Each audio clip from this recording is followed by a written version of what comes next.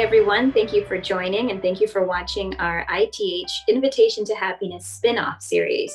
You might be wondering why we're doing a spin-off. Well, it's because this message and what we want to say is quite urgent. And everything that Master has given us is always urgent, but it's always hard to kind of get that information out to you. So our spin-off series this time is based on the laws of Messiah. And this is part of the law series. Every year, Master Okawa puts out a new law book. And this year, it's the laws of Messiah. So that's why we're doing a quick spin-off series based on this. It's very urgent and it will help you decipher or it'll help you understand what's happening in the world around you and how to understand it. And yeah, we really hope that you enjoy our series.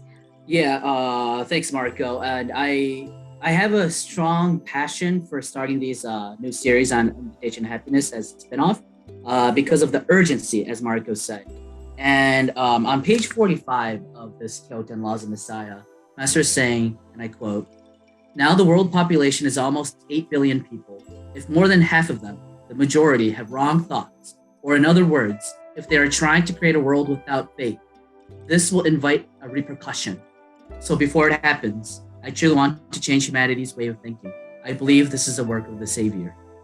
So we'll be seeing more about these, the new revelations that Master is giving us about the end of the times. He's going to write a new novel called The Unknown Stigma, and it's going to be coming out soon in English and other languages. But it's really urgent, extremely urgent. Master has written over 3,000 books, but his message has been consistent that a savior is born in times of crisis. You'll actually even learn that history part in this book, The Laws of Messiah. But now that we have the greatest Messiah, the greatest savior on earth, that means humanity is facing the greatest danger that we've never even imagined. And I believe this is not a fairy tale, right? Turn on the news. I'm sure you can all believe that chaotic times are here. So out of this urgency, we know we're not that much of an influence yet and overseas. That's why through these videos, we want you, the viewers, to really hear God's words that's coming out from Master Okawa, his urgent, passionate message based on an unbelievably transparent love, where he doesn't even care about happy science. He just cares about you and the world. He doesn't care about us, like happy science staffs. He cares about you, really, really, really you. So, and that's how we feel. We don't care about ourselves. We feel we need to create a peaceful world now. And in order to do so, this Kyoten needs to spread. This knowledge needs to spread. So I hope these video series will help you understand how wonderful these teachings are that's written in this book. The way Yushi said it is absolutely true. You know, happy science is trying to create a Buddha-land utopia, but in the past few years, what we're seeing is things seem to be moving in the opposite direction, away from an ideal world. We're moving to a more dangerous world, a more corrupt world, a world where many people are at risk of dying and have already died in the past few years. So how can we combat this? Well, one most important way is the realm of ideas, creating a world where righteous ideas replace misguided ideas. Because ultimately, what's above the most strategic level of world politics is the ideas that the people have. Because these things change the destiny of the earth. They change what people want to enact, what people think is right, what is good and evil, and how they can make decisions that will benefit the world for the future.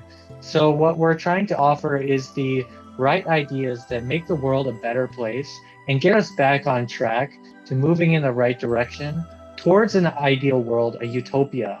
And once we get back on that right track, we can start to bring people back to the bright side of life instead of worrying and being stuck in this world of fear, this world of chaos, and this world of, trying to like build up our stock and our reserves from potential world catastrophe. You know, a lot of people are really worried that the economy will crash, there will be a major war, there will be another outbreak of coronavirus. But all of that can change based on the virtue of the people and God giving us miracles and God giving us right ideas by which we can live and then restoring this world to its original state, which is a world of light. So this is what we hope to accomplish through this series. Yes, the most important thing is your mind, how you think. And Master has said that in order to, hell and heaven exist within you, and you create that on a daily basis. And the most important thing is faith to capture in this world. How hard could you grasp onto it? How could you understand it? And at your dying day, honestly, all of these things around you mean nothing except your mind and your soul and your faith. And that is what Master is trying to tell us and try to help us structure our lives around, and will ultimately lead to the most happiness of our soul. So we hope to express that through these series, to share with you our different conversations and exploring Master Okawa's topics on an urgent and day-to-day basis. So we thank you so much for tuning in and hope that you continue on this journey with us. Thank you.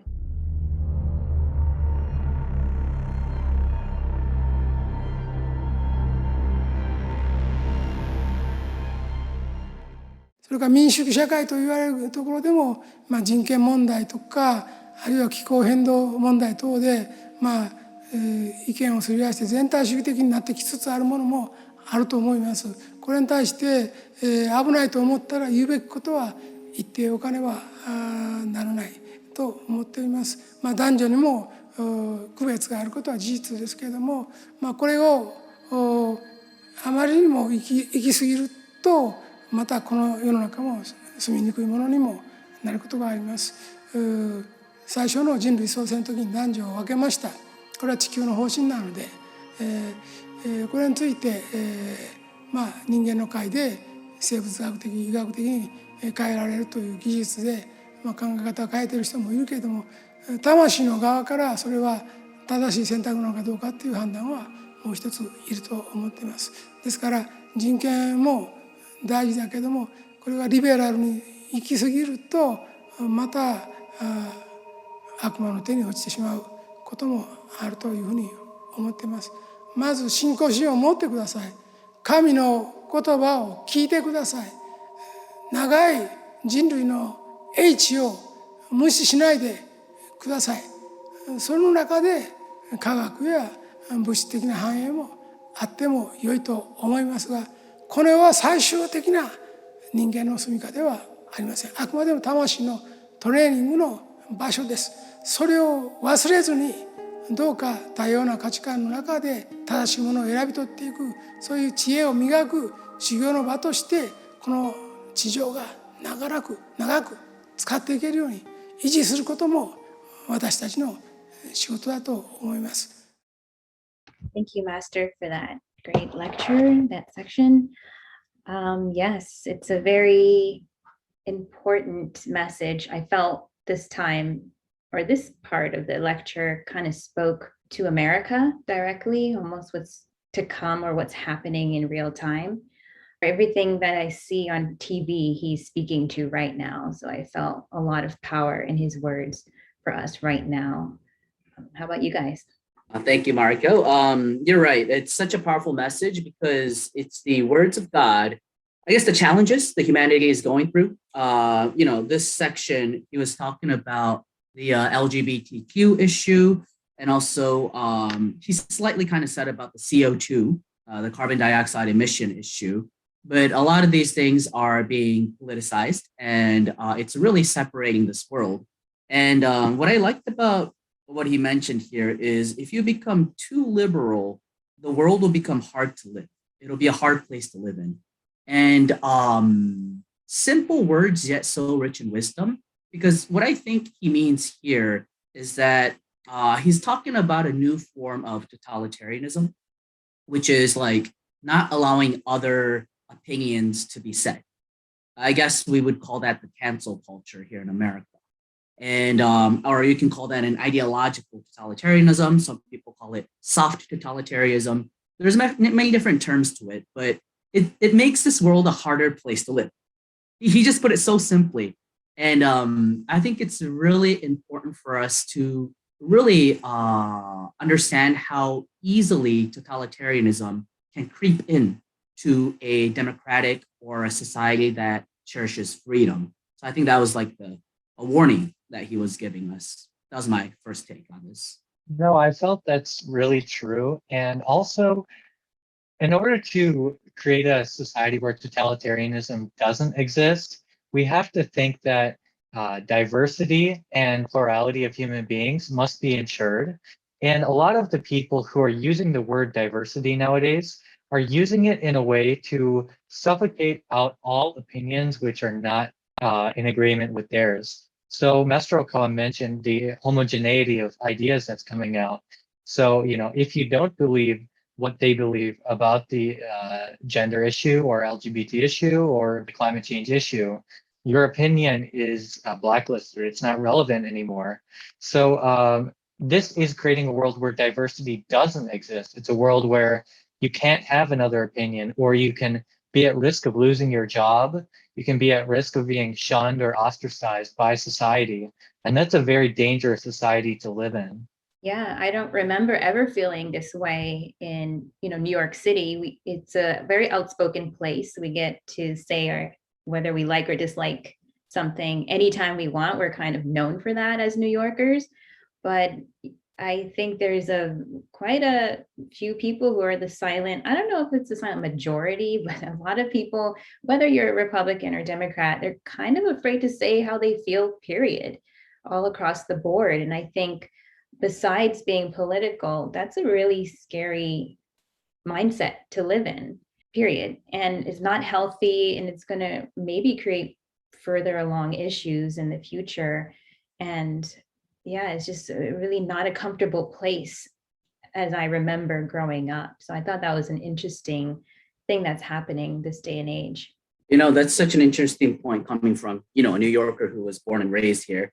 But, like canceling people's opinions out, that's very dangerous, and it makes this world a harder place to live in. But currently, look at what the Biden administration is doing. There was the Disinformation Governance Board that was set up April 27th, 2022. Department of Homeland Security, right? They have a group of people who checks for disinformation. There's new agency, but that's like the big brother. It's and it happened literally right after Elon Musk bought Twitter, right? And then what was the issue of Twitter? Master Okawa mentioned this numerous times, but it was, it's a big information platform, and they literally canceled out a current president's opinion out of it, and during right before the election too. So that obviously affects the election results, and it's just unbelievable what this I guess this homogenizing information or views on other people is turning out here in America. But without further going into the politics, how Master talked about 2 points in the section that we just watched in the video clip. He said, please have faith first. Listen to God's words. Please do not disregard the wisdom that humanity has accumulated over a long period of time. And skipping over a little, he also said, this world is not the final home for human beings. It is just the training ground for the soul. And going back, he also talked about the LGBTQ issue. We also need to consider if it's the right choice from their soul's perspective.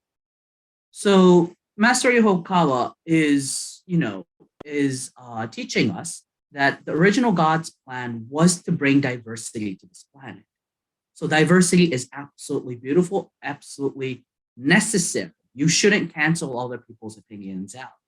But also at the same time, there's a certain set of rules that cannot be changed, which is the fact that we are created beings by God, and God had an original plan for this planet, at least, to have 2 different sexes, male and female.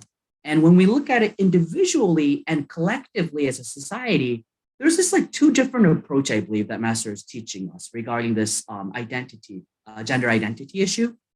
If I were to show some books that Master has written in the past, there is this book, Asking Jesus Christ About the Same-Sex Marriage Issue. There was a spiritual message from Oscar Wilde, who was a gay person. And we found out through the spiritual message that he actually went to heaven. And then there's this book, The Reason We Are Here. There's a spiritual message by Todd talking about the LGBTQ issue, which he is a little more conservative and criticizing the collective, the movement of the LGBTQ, in a way, totalitarian kind of movement. So there's these different views, and Master is teaching us that we have to look at it from the spiritual side, not just the material side. But do you guys have any opinions on Master's teachings on this? You brought up a lot of good points, and I think that Master Okawa here is trying to say that essentially every society has a group of liberal type people and a group of conservative type people. The liberal type people will say that conservatives are holding them back from science and prosperity, whereas the conservatives will say that the liberals are allowing the values of the devil to roam freely, or the society to become corrupted by people's misguided freedom. But what Master Okawa is trying to say here is that we can live with science and prosperity, but they must be built upon the wisdom of the saints and giants of history. We shouldn't overlook the wisdom that people have built up to this day, and we should build our modern thinking upon the past great ideals of the wise souls from the past, who are the incarnations of angels and bodhisattvas. They are the kind of representatives of God who built society to the state that it came to today, and to completely neglect all the wisdom that we've accumulated from the past amounts to such a tragedy for the world. Dylan, you're totally right. That part, don't disregard the wisdom that humanity has accumulated over a long period of time. That's true. Like being progressive these days, I think it's like all about canceling out whatever we did in the traditional way. Like throwing away the past is good. It's a very simplistic view of things. However, that's very shallow, I think. And Master is teaching us the importance of wisdom, like building upon society based on the great numerous wisdom that has existed in humanity. And I've been doing a little bit of reading of like past intellectuals, such as like I've been reading about Socrates recently. But like even in those times, he's talking about God. Like in every society, in every culture, they always talk about God and spirituality. It's kind of awkward for me that that's all going to be canceled out all of a sudden in the beginning of the 21st century. So that I think is kind of like an absurd view for me. Like speaking logically, that just doesn't add up. Why would humanity always talk about God and spirituality throughout the whole time of history? And it's like all of a sudden it doesn't matter anymore. That's a good point. And while you were speaking, it makes me think about how disrespectful our current society is. The word respect and disrespect really rings to me, hearing all of this and watching the news. And even our president right now, Biden, I remember during one of the debates, he's like, "Oh, shut up, man." And it literally broke my heart. I couldn't believe my ears and eyes when during a debate, a presidential debate, he could speak like that. And I know it's just kind of a minor detail, but it kind of shows how disrespectful this society has become. And it's just, to me, it's really a degradation of humankind, a degradation of America. And it's really heartbreaking to watch. There's so many things like the recent abortion protests that have been happening. They did it on Mother's Day and they terrorized churches. The amount of disrespect for traditional family, for God, is just at a level that we've never seen before. But yeah, you're right. How come all of a sudden we can't respect God? It's not okay, or our highest priority to respect God anymore. That's a really interesting point that's been happening lately.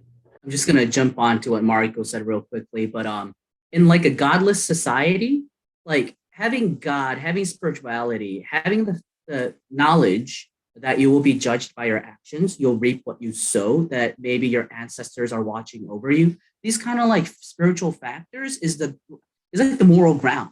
Without it, ethics will just die away. It's just like a part of us, one little part of academics to like make a human being better suitable to live in society or whatever. It's like it's about technicality, but without the point that I wanted to get to is in a godless society, it's very easy for us to justify the means. So like you can do whatever you want if you think it's right. You lose total control of, as you mentioned, Mariko, this respect or like I guess being cultured or be like really essentially it goes back to the feeling of love. Are you really doing this out of the love for society, or are you just doing it out of like you're just acting up out of your anger? That control of your emotions gets lost without God and spirituality. So I think we're getting into a very general topic right now, but zooming back in to the LGBTQ issue, what do you guys think? Like looking at it from a spiritual perspective. So, this group is linked together, LGBT and Q, they're 5 different types of people. And, this alliance that was created in order to fight for rights, it lacks some wisdom in the fact that, these are very different types of things. So Master Riho Kawa mentioned about, like, for example, gender surgeries or, people changing or even, having biological supplementation in order to transition to another gender. This is something which is actually in the realm of God, and it's in the realm of God's ability to create souls and living beings. So if society starts to think that God is no longer needed, and they start to think that God is intruding upon their freedoms, they're going to start to enter into the world of God, which is creation of life and adjustment of life itself, and start to make very bold and provocative changes. And where does it end? Well, since there is no moral judgment in their decision making, there is no end to it. It just gets more and more insane, or more and more beyond what people today can imagine. So if we continue to go down this road, we don't know what's going to happen. People are going to start making extreme choices, which cause massive disruption to society and massive changes in the negative sense. That's a good point from the macro perspective. I think you had a really good sense in there, like humankind being too arrogant to start controlling the realms and God, because we just learned here that the basic policy for people on Earth is to have men and women, because that will lead to a more fruitful soul training. And the spiritual fact behind it is that we decide before we're born, we decide the sex we're going to be born into. So Master's basic stance is, since you've already decided that, and while you're here on Earth, you lose sight of the original plan you made in the spiritual world. That's why life is a test. It's a test of faith, and it's testing our souls. So we might not remember it now. However, it's really important to go back to this original teachings that you decided that this would be better for you in this lifetime. So try to think of it from that perspective. And I think we all have gay friends. And Mariko, growing up here in New York, I think you have a lot of diverse friends too. But so we're kind of talking about the LGBTQ issue from a macro perspective. How about from a micro perspective, from an individual perspective? Like to your friends who are lesbians or gays, whatever, how would you like advise them from a spiritual perspective from Master's teachings? Yeah, growing up in New York is one of the most diverse communities that you can live in America. And I do have a lot of gay friends, and a diverse bunch of gay friends, actually. I have gay friends who are liberal and also not very conservative, and then libertarian as well. So there's, we can't just also label them as one way or another. And I think that's a lot of times that happens to them. But one of my friends, he's very, well, I mean, I know two gay people that don't like being grouped with that group because they, as Master said, too much liberalism, it becomes evil, or there's no order in the world, and they're not exempt to that. And a lot of the time, this is very controversial, but they themselves have told me that those who are extremely, trying to change their gender or not comfortable or trying to make people understand them and make people live the way so that they can be comfortable above everybody else is very selfish, and it's actually a mental disorder. It's not the fact that we can't accept them, it's that they can't accept reality. So I thought that was a really great point that I was surprised to hear, but it's completely true. And another point on a more personal level, I was at Hudson Yards the other day, and I was looking for a changing room for my baby to change their diaper. And the stalls that were available were so small that I couldn't fit the stroller. However, so I checked every single floor. So I went to one floor that finally had a gender neutral bathroom, and they had a change table. But when I walked in, a man had walked out. He was not gay or anything, but he was just a man who decided, I'm going to use a gender neutral bathroom because it's more comfortable. And for whatever reason, I mean, I would too, honestly. So it's kind of counterproductive. And for me, it's like, hey, wait in line. There's statistically more mothers out there than transgender people. So what about our needs? What about our change table? What about nursing rooms, for example? If we have to feed our children, where can we go? And then these people have so many safe places for them, but how about mothers? We don't have enough safe places, actually.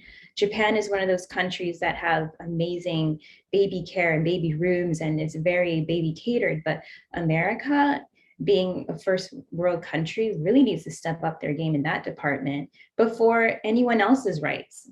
I mean, for me, I'm just saying, wait in line. How about us first?